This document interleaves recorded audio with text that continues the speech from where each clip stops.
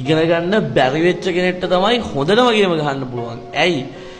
එයා තමයි හොඳම මොටිවේෂන් එකකින් ඉන්නේ මම කවදා හරි ගේමක් ගහන්න ඕනේ කියලා. සහ විභාග ෆේල් වෙලා ඉගෙන ගන්න බැරි වෙලා හිටපු අය තමයි මේ වෙද්දි ගොඩාක් හොඳ තැන්වල ඉන්නේ. ඒක නිසා තමන්ගේ ගේම ගහලා ඉවරනකම් අතාරින්න එපා.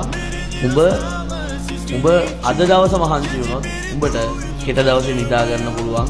නැත්තම් අද නිදාගෙන හෙට වැඩ කරන්න ඉන්නවා නම් උඹට ජීවිත කාලෙම නිදාගෙන තමයි ඉන්න වෙන්නේ. Тут все погасло, это несчастье.